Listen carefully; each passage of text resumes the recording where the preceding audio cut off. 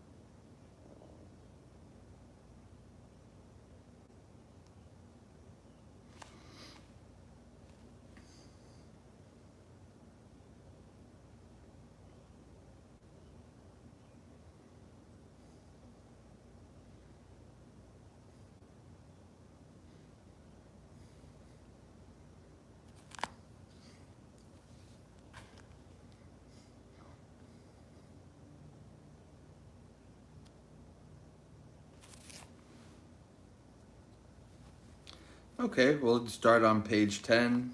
It's English Day. Homage to the Sublime One, the Worthy One, the Fully Enlightened One. Homage to the Sublime One, the Worthy One, the Fully Enlightened One. Homage to the Sublime One, the Worthy One, the Fully Enlightened One.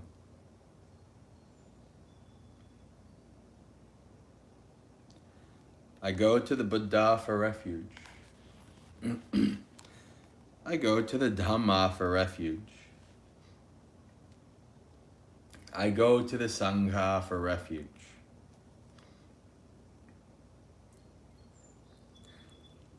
A second time I go to the Buddha for refuge. A second time I go to the Dhamma for refuge.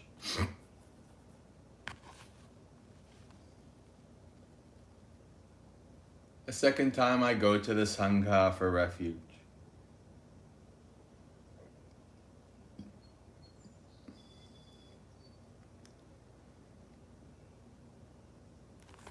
A third time I go to the Buddha for refuge.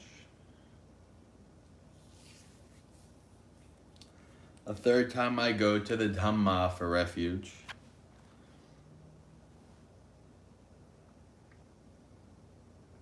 A third time I go to the Sangha for refuge.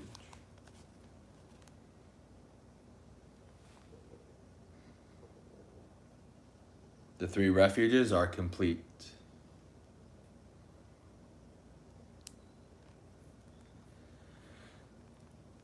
I undertake the training rule to abstain from taking life.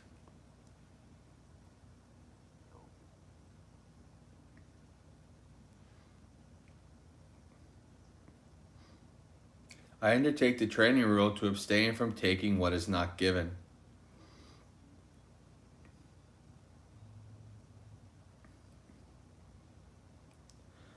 I undertake the training rule to abstain from sensual misconduct.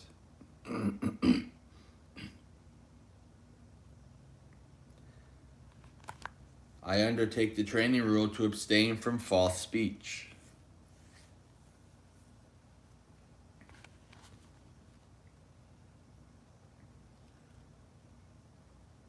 I undertake the training rule to abstain from intoxicating drinks and drugs causing heedlessness.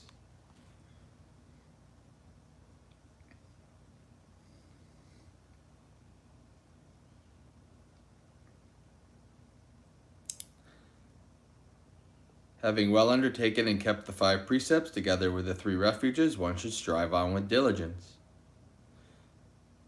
With morality, good rebirth is gained. With morality, wealth is achieved. With morality, perfect peace is attained. Therefore, morality should be purified. All right, page 24.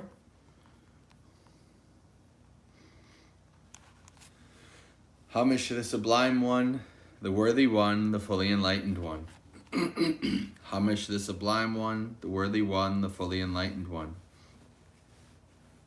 Homage to the Sublime One, the Worthy One, the Fully Enlightened One.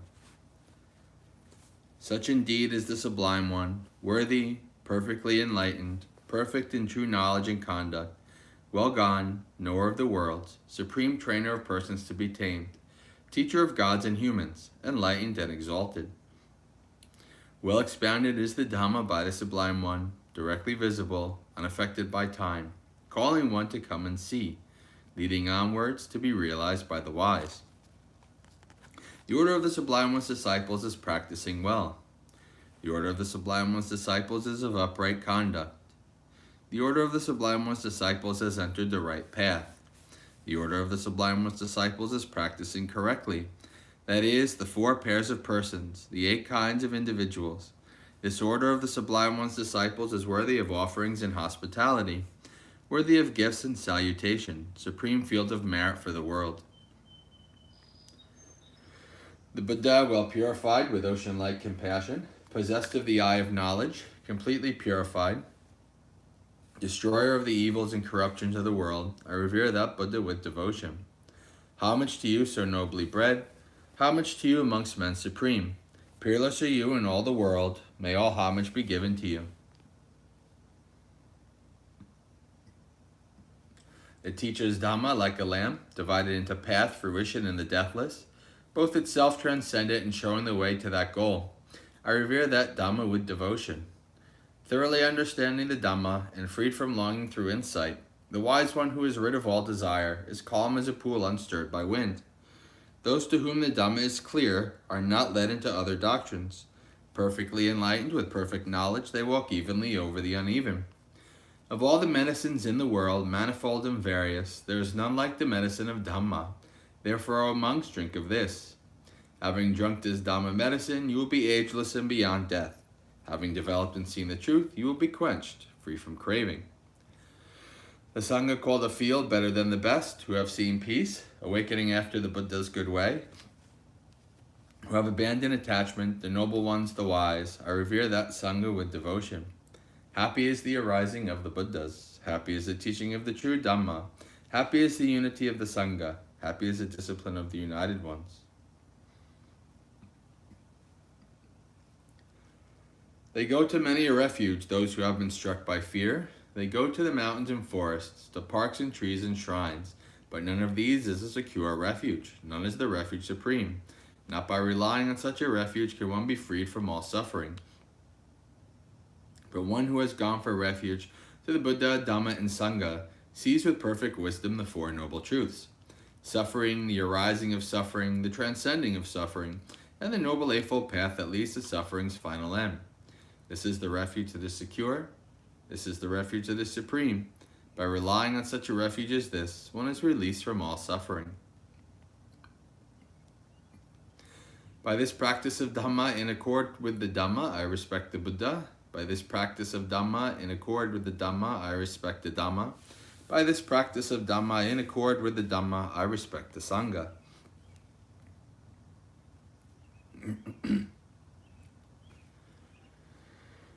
All actions are led by the mind. Mind is their master, mind is their maker. Actors speak with a defiled state of mind, then suffering follows, as the cartwheel follows the foot of the ox. All actions are led by the mind. Mind is their master, mind is their maker. Actors speak with a pure state of mind, then happiness follows, as your shadow follows you without departing. Impermanent are all conditioned things, affected by rising and falling away. Having arisen, they then must cease. Blissful is it when they subside. Abstaining from all evil, doing what is good, cleansing one's mind, this is the teaching of all the Buddhas. Patience is the highest practice. Nibbana is supreme, say the Buddhas. A mendicant does not harm others. A recluse oppresses no one. Not insulting, not harming, restrained according to the moral code, moderating in food, dwelling in solitude, engaging in higher mental development. This is the teaching of all the Buddhas. By the blessings that have arisen from my practice, may my venerable preceptors and teachers who have helped me, mother, father, and relatives, male and female rulers, worldly powers, the virtuous human beings, the higher beings, demons, and high gods, the guardian deities of the world, celestial beings, the Lord of Death, friendly people, indifferent and hostile, may all beings be well. May the skillful deeds done by me bring you threefold bliss. May this quickly bring you to the deathless. By means of this meritorious deed and through this aspiration, may I quickly attain the cutting off of craving and clinging. Whatever faults I have until I am liberated, may they quickly perish. Wherever I am born, may there be an upright mind, mindfulness and wisdom, austerity and vigor. May no harmful influences weaken my efforts. The Buddha is the unsurpassed protector. Dhamma is the supreme protection. Peerless is the silent Buddha. The Sangha is my true refuge. By the power of these exalted ones, may I rise above all defilements. By means of this meritorious deed, may I never join with the foolish. May I join always with the wise until the time I attain Nibbana. May the suffering be free from suffering. May the fear-struck be free from fear. May the grieving be free from grief. So too may all beings be. From the highest realm of existence to the lowest, may all beings arisen in these realms, with form and without form, with perception and without perception, be released from all suffering and attain to perfect peace. Excellent, excellent, excellent. All right. Secondary chanting. Going through Satipatthana Sutta, page 159. Finishing up Body in the Body. Finishing up charnel ground contemplation.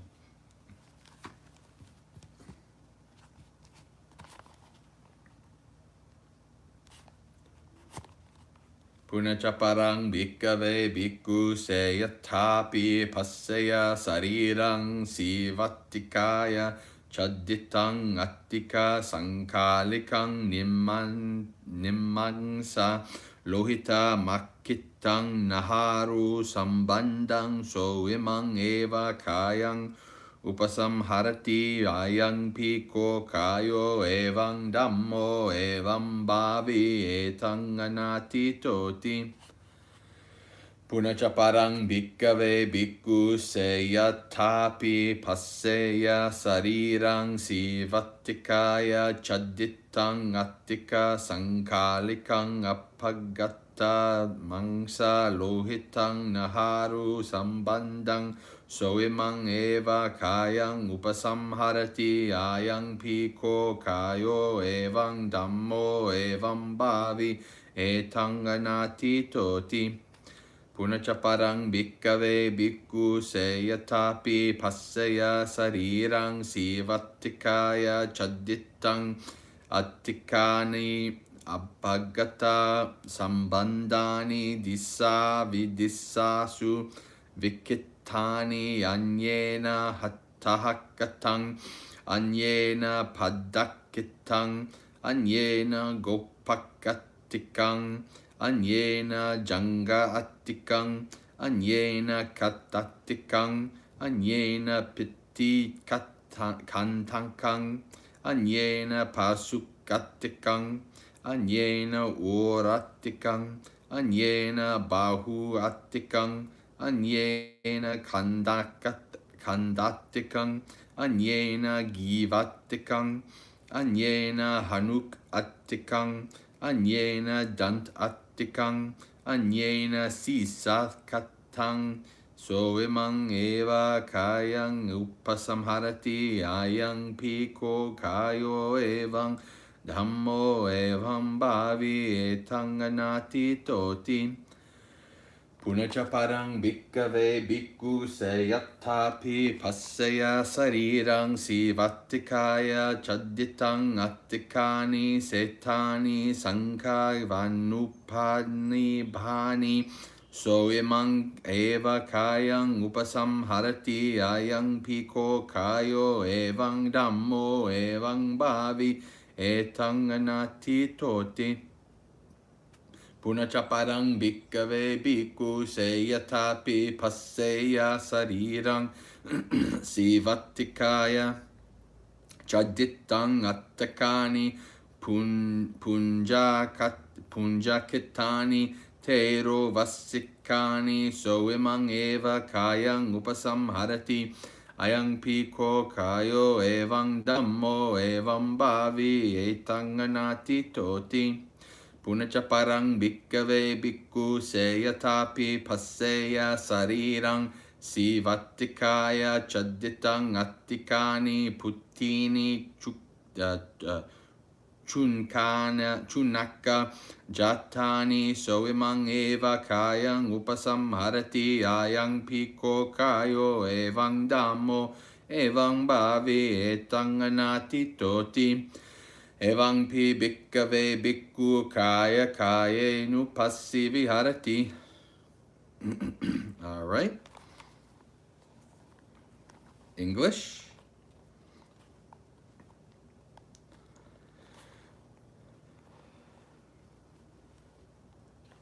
Again, as though he were to see a corpse thrown aside in a charnel ground, a fleshless skeleton smeared with blood, held together with sinews, a bhikkhu compares this very body with it thus. This body too is of the same nature, it will be like that, it is not exempt from that fate. Again, as though he were to see a corpse thrown aside in a charnel ground, a skeleton without flesh and blood, held together with sinews, a bhikkhu compares this very body with it thus. This body too is of the same nature. It will be like that. It is not exempt from that fate. Again, as though he were to see a corpse thrown aside in a charnel ground, disconnected bones scattered in all directions. Here a ham bone, there a foot bone, here a shin bone, there a thigh bone, here a hip bone, there a backbone, here a rib bone, there a breastbone, here an arm bone, there a shoulder bone, here a neck bone, there a jaw bone, here a tooth, there a skull. A bhikkhu compares this very body with the dust. This body too is of the same nature. It will be like that. It is not exempt from that fate. Again, as though he were to see a corpse thrown aside in a charnel ground, bones bleached white, the color of shells, a bhikkhu compares this very body with the dust.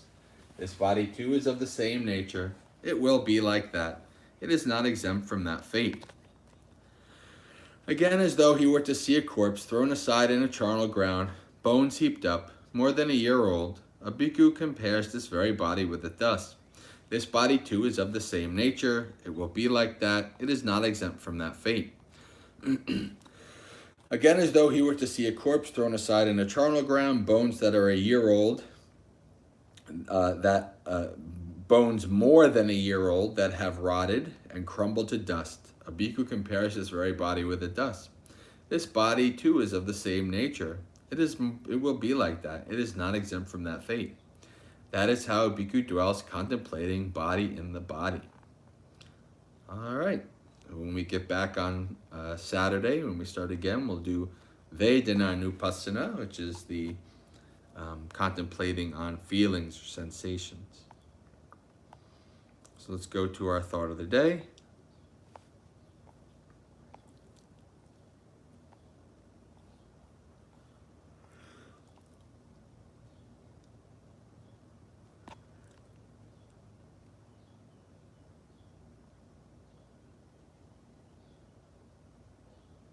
So we are towards the end of Adityapariyaya Sutta. Not quite there just yet. We still have about a page and 2 paragraphs, but we're on page 129. Second paragraph from the bottom. Evang passang bhikkhave sutava arya savako chakusming pina bindati rupe supina bindati chakku vinyane pina bindati chakku sampasse pina bindati yadidang chakku sampassa paccaya upajjati vedyatang sukkang va dukkang va adukkang sukkang va tasming pina bindati. English. Perceiving this, bhikkhus, the learned and noble disciple becomes disenchanted with the eye, with forms, with eye consciousness, with eye contact, and whatever sensation, pleasant, unpleasant, or neutral, which originates in dependence on eye contact. With that, he also becomes disenchanted.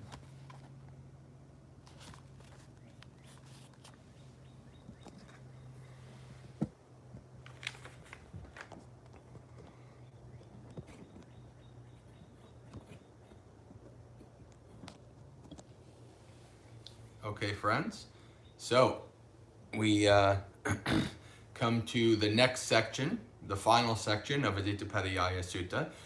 So when we went over forms here, the Buddha said what? Right? Forms are on fire. What am I doing here? Oh, the eye. Okay, yeah. So forms, right? So forms are on fire.